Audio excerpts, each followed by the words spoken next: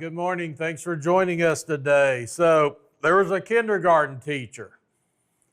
And as the parents were coming to pick him up, it was a cold, wet, snowy day. She was helping a young boy put on his boots to go outside to the pickup line. So she put the boots on. If you've ever put a boot on a young child, it's an experience because they don't understand how their feet slide. And she's struggling and pushing this boot to get this kid. He's leaned back and fighting it. And she's telling him to turn, and she pops the boot on. She grabs the other boot. She goes through the same exercise. She gets both boots on, stands up and goes, whew. And the little boy goes, they're on the wrong feet. And she looks down, sure enough. So she starts taking them off, and it's not much easier to get them off. She gets them back switched around and puts it back on again. And she's pushing and fighting. And she gets both boots on the right feet again. And the little boy looks at her and says, "These aren't my boots." And the teacher bites her tongue, and she's working up a sweat. So she starts taking the boots off again for the second go-round. She takes the boots off, and the little boy says, "Yeah, those are my brother's boots. They're hand-me-downs. My mom makes me wear them now because they fit me perfect." And she's about at her wit's end. So for the third time, she goes back to putting the boots on, and they go through the same trial and effort, and she gets the boots slipped on the little boy, stands him up, puts his coat on, and says, "Where are your gloves?" And the little boy says, "I stuffed them in the toe of my boots." Have you ever been through a trial in your life like that? No matter how many times you kept trying, something just wasn't going right. The stars were not aligning in your favor. And we've all been through trials in our life. And granted, putting boots on a kindergarten may not be the most significant trial you ever have, but it is a challenge. But we've all been through much worse. Today's verse of the week is James chapter 1, verses 2 through 3. And it says, "Consider it pure joy, my brothers and sisters, whenever you face trials of many kinds, because you know that the testing of your faith produces perseverance." Now here's what's interesting about this verse. First of all, it says, consider it joy when you go through something hard. Now, how many times have you been in the darkest moment of your life, the most difficult trial and challenge, and you said, wow, this is just a joyful experience? It's hard. And what's really interesting about this verse, it clearly points out we will face trials and challenges in life, because it says whenever. It doesn't say if. Whenever you face what? Many trials of many kinds. So the verse warns us that we're going to go through a lot of trials in life, and we're going to face them for a purpose. And that purpose is our faith is strengthened because it produces perseverance. Perseverance is defined as being persistent in doing something despite difficulty or delay in achieving success. Have you ever been working on something or trying to accomplish something lately, and it was really difficult, and it just seemed like there was one delay after another achieving success? Whether it's a work project, dealing with the cell phone bill account, there are challenges and there are delays, and you have to persevere. So what makes this verse stand out? This verse is often quoted because it flips our perspective on hardship.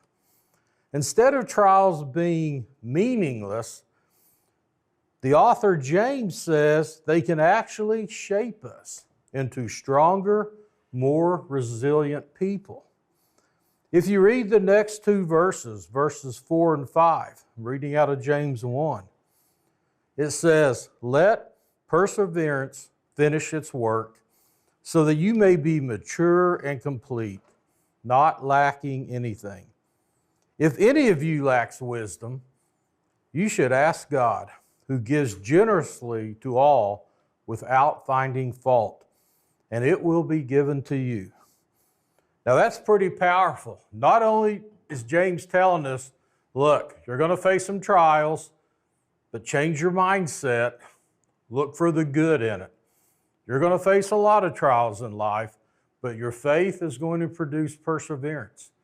And when you're in that trial, when you're in that dark moment or that low point of life or that challenge, we are to seek God and ask wisdom. What are you trying to teach me here? What's the life lesson? How can I apply this experience to help somebody else down the road who I may encounter going through the same thing? That's the seeking the wisdom. And God will show you that wisdom. He'll show you why you went through it. He'll show you why that test is making you a stronger Christian. James was the half-brother of Jesus. Okay, same mom, obviously different fathers. But James also walked with Jesus through his entire ministry. And James is writing this book at a time when the church was trying to expand through Rome. Jesus has already been crucified, he's already rose from the grave, and he's already ascended to heaven. And James is writing this book to a growing Christian population that's now scattered throughout Rome and still facing persecution and challenges and still having to hold church kind of at night or in secret location because they're still under a lot of stress from the Roman Empire. So he's writing this verse to a group of people who are really suffering and oppressed. And his advice sounds really surprising.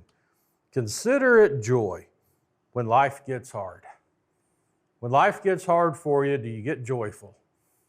You go, wow, man, this is awesome. I'm going through a tough time in life. And what he's really saying is, God's working on you through something. He's not saying we should enjoy pain or pretend it does not hurt. He's not saying ignore the human emotion, the human feeling. He knows it's painful and hurts. But he's pointing out that the trial can do something in us, that it can grow perseverance, deepens our trust in God, and helps us become people who are steady and strong, that can face the next challenge in life with confidence, that can help somebody else going through a similar experience. Bob Record was a pastor, and he wrote a book called Forged by Fire. He tells a story that in his life and ministry, he realized one time he had let his health go. He couldn't remember the last time he went to the gym or worked out. He quit paying attention to his diet. He'd grab donuts there at the office in the morning. He'd go to eat some fast food at lunch. And he realized he had gained weight and gotten out of shape. And he saw himself on a video preaching once. He says, I got to make some changes, because he's still a relatively very young man, but he was letting his health go. Didn't go to the doctor, didn't get a physical. He was doing everything wrong. So he goes on this health journey, and he changes his diet. No more donuts, no more fast food drive-ins, and he starts hitting the gym really hard. And he starts hitting the weights, and he is sore as can be. But he's training, and he's got some friends, and they're kind of helping him along, and he's starting to run. He's getting on the treadmill, and he does this for months. He is every day committed. I'm eating right, and I'm working out. And he loses some pounds, and he looks okay, but for all the pain he's going through, all the sweat and effort, he's like, man, the results just got to be more than that. And his wife encourages him, says, hey, I can notice a difference in you. I just notice a difference in your personality and the way you conduct yourself at the church with the congregation. Keep going, don't quit. Because he's at the point of like, I'm not getting enough out of this. And she encourages him, and he keeps going. Till one day he gets on the scale, and he has a significant drop in weight. And he's looking in the mirror, and he realizes, wow, I've lost some body fat. I can actually see a little definition in certain parts of my chest and shoulders. And his wife walks in and says, wow, you look really good, wink, wink. And it encourages him. And he's at the gym with his friends, and they're medical experts, and he's telling them what's happened. And they say, oh yeah, it's called the quantum leap theory. He goes, what? When you started this experiment, your body went into kind of a shock. It was a trial. All of a sudden, your body's not getting all that junk food, and all of a sudden, your body's doing things it wasn't used to doing. And your body actually kind of fought it. And your metabolism kind of tried to shut down because your body thought it was going into a period of famine. So it was trying to go into survival mode. But you stuck with it. And during that process, every internal organ, every muscle was building new capillaries and bloodways, and your heart and your brain was all connecting till one day your body decided this is the new normal, and poof, everything exploded. Muscles started to grow, fat started to melt, your lung capacity grew. All that work you put in, it's called the quantum leap theory. You broke past that breaking point, and now you're accelerating your health journey. And isn't that what this verse is teaching us? We go through difficult things, and it feels hard, and the struggle's real.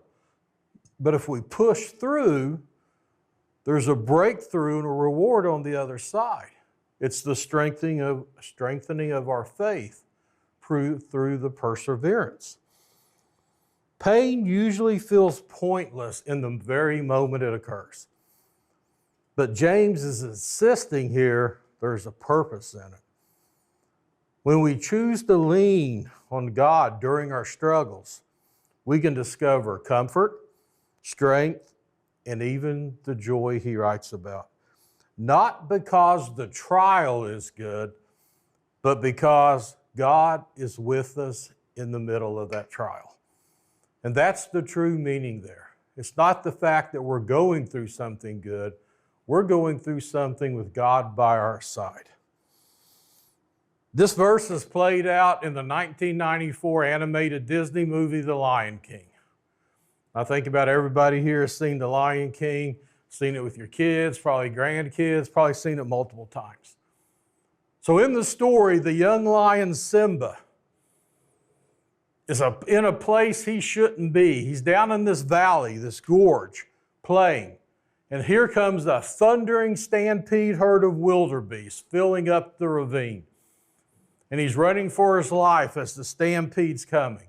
And he clings upon this tree as the stampede's running through, and his life is in the balance. And his father comes to the rescue. Mufasa, the king, dives into the ravine in the midst of the fire, right there with him. And he climbs up and he grabs his son and takes him to the edge and saves his son's life. But we know in the process, Mufasa ends up back in the bottom of the gorge and is stampeded and loses his life. And what unfolds here is one of the most traumatic, depressing scenes in cinematic history, right? You see the dust, and the dust clears, and you see the body of Mufasa lying in the bottom. And the young Simba walks up and says, "Wake up, Dad, wake up." And he's nudging his dad. His dad is lying there lifeless. And you're sitting in a theater, and if you're a man, you're like, "Yeah, I got something in my eye. I got some popcorn butter in there." You look over, and your wife's got tears streaming down her eyes, and then you see your kids, and they're like traumatized for life. Kind of like when you were a kid and you went to Old Yeller. All of a sudden, something's happened. You're like, "What just happened?" And the wife's like, "Oh, don't worry, just keep watching the movie. You need to go to the bathroom?" They're looking at the dad, and they're like, and the dad's, we're like, "Yeah, it's just a cartoon, son. It's just not real. Just keep watching," right? And what happens when the young Simba's laying there by his father? He's at the lowest point of his life. He is facing the ultimate trial in life. And what happens? The spiritual enemy walks up behind him. His arch rival, Scar, comes up and says, "Oh no, look what you've done. They'll never forgive you for this. You're responsible. You need to run away. Get as far away from your home and family as you can. Go. What does Simba do? He runs. And he goes to a distant land, far from his home and who he was called to be. And he meets some crazy little friends, right? And life gets so bad for him, they even convince him to become a vegan. He's really at a low point in life at this point, right? And what happens? This crazy little mandrill monkey called Rafiki finds Simba and says, I know your father. And Simba responds by saying, no, you mean you knew my father. My father's dead. And Rafiki goes, correction, I know your father. He is alive. He goes, follow me and I'll show you. And we know he leads Simba to a pool of water, a reflecting pool, and Simba looks over the edge and he sees his own face. And he says, that's not my father. That's my reflection. And the little monkey says, no, look closer. And as Simba takes another look, Simba is now matured into a full-grown lion. And he realizes he looks a lot like his father. And he sees his father's face form in the water. And then he hears the thunder and the lightning, and he looks up. And he sees his father's face in the clouds. And he hears this voice calling him out by name, saying, you're my child. You belong to me. You have a purpose in life. You don't belong here. Go back. Go back and reclaim your purpose. And we know Simba goes back to the Pride Land and reclaims his authority. He conquers his enemy and he reclaims his place as an heir to the throne. And isn't that this verse really wrapped up in a cartoon? And isn't that verse and that scene a lot like us? When we're at our lowest point in life is when our spiritual enemy will come to us and say, oh no, look what you've done. You can never be loved again. You can never be forgiven again. You've done too much. You need to run away and forget who you are. You are not, you forget whose child you are. What do? Too often enough, we forget that we're a child of God. And we go somewhere we're not supposed to be. And hopefully we don't become a vegan when we get there, but we go off and we get lost. But it takes one person, one message, one messenger to come and say, hey, I know your Heavenly Father, and I know what's inside of you. Come take a look. And it leads us back to reclaim our throne and our position as an heir of a child of God. If you're walking through something hard today, you don't have to fake a smile. But you can know your pain is not being wasted.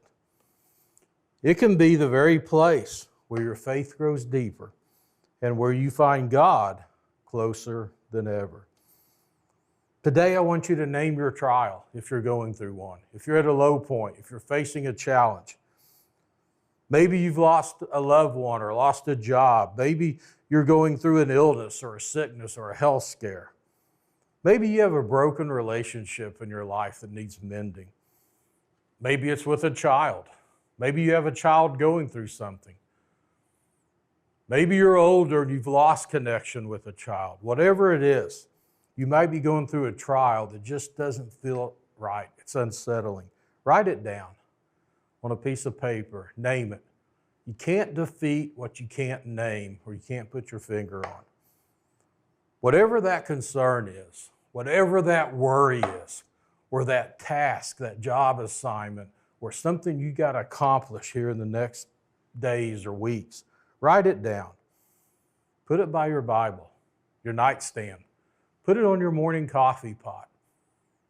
And every morning, pray over it and take it to God. Because James told us if we let that perseverance, whatever we're going through, finish its work, and we seek wisdom and understanding, God will walk you through it.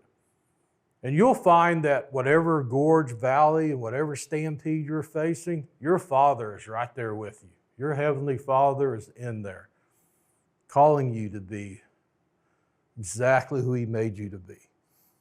And then you'll understand our verse of the week, James 1, 2 through 3. Consider it pure joy, my brothers and sisters, whenever you face trials of many kinds, because you know that the testing of your faith produces perseverance. Thank you. Have a wonderful, blessed day, and do whatever you can. Try to stay cool out there. We'll see you next week.